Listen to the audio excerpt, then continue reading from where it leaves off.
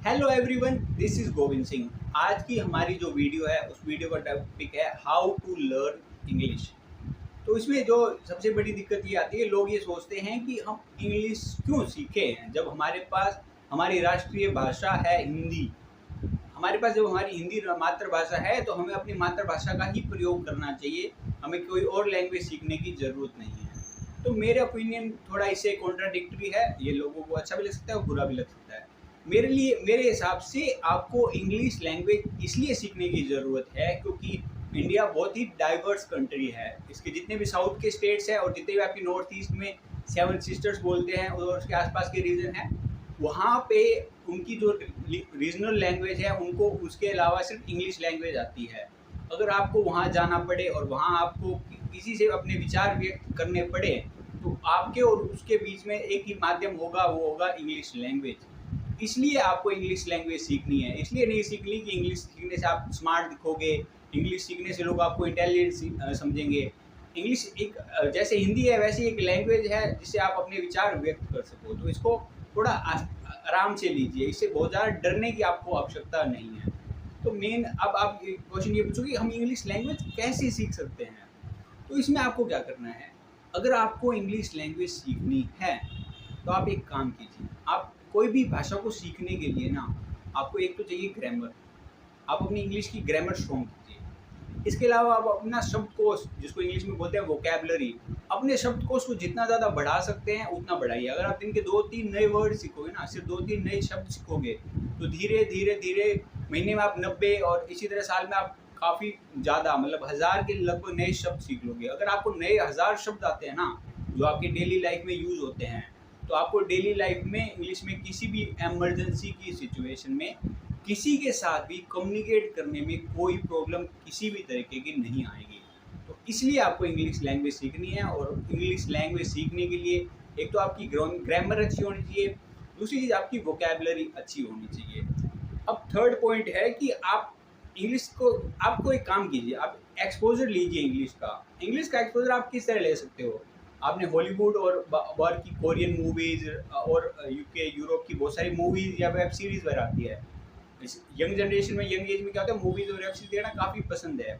आप एक काम कीजिए, आप जो मूवीज़ देख रहे हैं ना उसके साथ उनके सब टाइटल्स ऐड कर दीजिए। अगर आप सब टाइटल्स ऑन कर दोगे साथ साथ आप इंग्लिश की आपकी रीडिंग की स्पीड भी बढ़ जाएगी, साथ साथ आप धीरे धीरे समझने लग जाओगे। अगर आप इंग्लिश को खुद को एक्सपोज करोगे ना इंग्लिश के, अगर आपको किसी भी चीज़ से डर लगता है ना तो आप उस डर को फेस कीजिए। अगर आपको इंग्लिश में डर लगता है तो आप एक काम कीजिए, थोड़े टाइम मूवी सिर्फ इंग्लिश में देखिए, जितना भी म्यूजिक सुन रहे हैं सिर्फ इंग्लिश में सीखिए। अगर आप 1-2 महीने इस तरीके से करोगे आपका इंग्लिश का जो डर है वो काफ़ी कम हो जाएगा।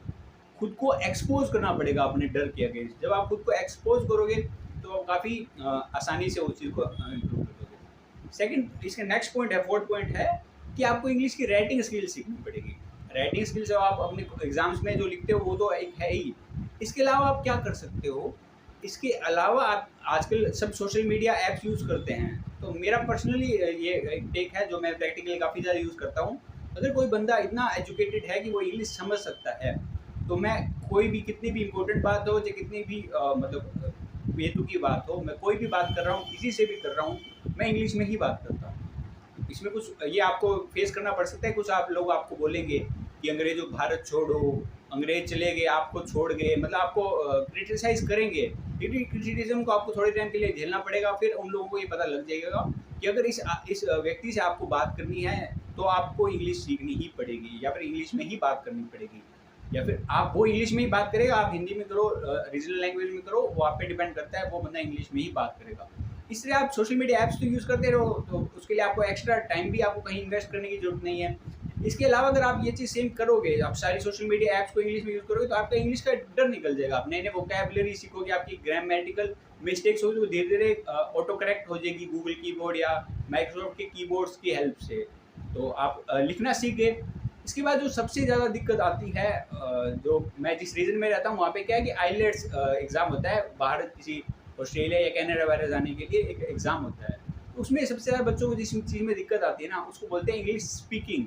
मतलब इंग्लिश वो समझ भी लेते हैं, इंग्लिश को लिख भी लेते हैं, बट उनसे इंग्लिश में बात नहीं होती, वो इंग्लिश को बोल नहीं पाते, स्पीकिंग में दिक्कत आती है। तो आपको जो स्पीकिंग स्किल्स है ना, उसके लिए आपको एक काम करना पड़ेगा। आपको एक एक दूसरा व्यक्ति ढूँढना पड़ेगा जो आपकी तरह जिज्ञासु हो, ताकि वो भी इंग्लिश सीखना चाहे। अगर आपको 2 व्यक्ति मिल गए, तो आप क्या कीजिए, आप उन 2 लोग आपस में बात कीजिए, चाहे 10 मिनट, 15 मिनट, 20 मिनट, और उसको ये बोलिए कि आपको जो भी बात करनी है, चाहे उसका कोई भी लॉजिक ना हो, वो बात करनी है, वो इंग्लिश में कीजिए। अगर आप अगर रोज़ 10-10, 20-20 मिनट भी किसी व्यक्ति के साथ इंग्लिश में बात करेंगे, तो धीरे-धीरे क्या होगा, मेन का टाइम क्या लगता है कि आप क्या करते हो, इंग्लिश में चीज़ को सुनते हो, फिर अपने दिमाग में उसको हिंदी में ट्रांसलेट करते हो, फिर वापस दिमाग उसका आपका हिंदी में जवाब बनाता है, फिर उसको वापस आप इंग्लिश में ट्रांसलेट करते हो, और इसमें में जो गैप बनता है ना, इसमें ऐसा लगता है कि आपको इंग्लिश नहीं आती। अगर आप इस तरह रोज़ 10-20 मिनट किसी से बात करोगे ना, उससे क्या होगा कि आप चीज़ इंग्लिश में डायरेक्टली समझोगे, और सीधे डायरेक्टली आपके ब्रेन से इंग्लिश में उस चीज़ का जवाब निकलेगा। तो जो टाइम का लैग होता है ना, जो डिफरेंस होता है टाइम का, वो डिफरेंस कम हो जाएगा। अगर वो डिफरेंस कम हो जाएगा, तो आपकी इंग्लिश स्पीकिंग स्किल्स बेटर हो जाएगी। इसमें ये भी कंडीशन रख सकते हैं कि अगर आप फाइन रख सकते हो, या फिर कोई रिवॉर्ड रख सकते हो। अगर मान लो कोई बंदा ने बोला, और अगर दूसरा बंदा बीच में हिंदी के वर्ड्स यूज़ कर रहा है, ये शब्द यूज़ कर रहा है, तो आप एक काम कर सकते हो, आप ये कर सकते हो कि उससे 10 रुपए का फ़ाइन, या फिर कोई छोटी समोसे, कोल्ड ड्रिंक, इस टाइप की उसको बोलो कि जो नहीं बोल पाएगा वो ये रिवॉर्ड देगा। तो अगर आपके 2-4 बार पैसे लगेंगे, या आपको किसी चीज़ खाने पीने की चीज़ के लिए पैसे देने पड़ेंगे, तो धीरे-धीरे आपका मनी लॉस होगा, तो आप उसमें और इंटरेस्ट लोगे, और बेटर प्रिपेयर्ड होके 10-20 मिनट उस चीज़ को टाइम दोगे। इसके अलावा जो आजकल है कि आपके पास बहुत सारे ऑनलाइन सोर्स हैं। पहले के टाइम में क्या था कि ऑनलाइन सोर्सेज़ नहीं थे, जिसके थ्रू आप इंग्लिश सीख सको। आपके पास सिर्फ बुक थी, आप और आज के टाइम पे क्या है कि बहुत सारे ऑनलाइन सोर्स हैं। आप गूगल की हेल्प से इंग्लिश सीख सकते हो। आप यूट्यूब पे बहुत सारे चैनल्स हैं, उनकी हेल्प से आप सीख सकते हो। और कुछ लोग ये बोल सकते हैं कि मैं, मान लो मेरे रीजन में अकेला ही बंदा हूँ जिसको इंग्लिश सीखनी है, तो आप एक काम कर सकते हो। आज आर्टिफिशियल इंटेलिजेंस के बहुत सारे टूल्स आ रहे हैं, लाइक चैट जीपीटी और इस टाइप के और बहुत सारे बोर्ड्स हैं। अगर आप उन बोर्ड्स के साथ बात करोगे, तो वो धीरे-धीरे आपको इंग्लिश सिखा देंगे। तो वो भी एक बेटर मेथड है, वो आपके लिए बडी की तरह काम करेगा, और आपको वो चीज़ सिखा देगा। तो वो आपके लिए काफ़ी हेल्पफुल होगा।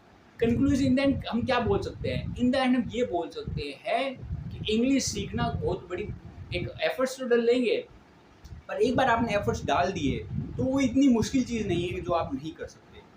अगर आप स्कूल जाते हो, स्कूल में इंग्लिश पढ़ते हो, मतलब इंग्लिश की थोड़ी बहुत ग्रामेटिकल नॉलेज है आपको, और वर्ड्स अगर एग्ज़ाम में लिखते हो, मतलब वोकैबुलरी भी है।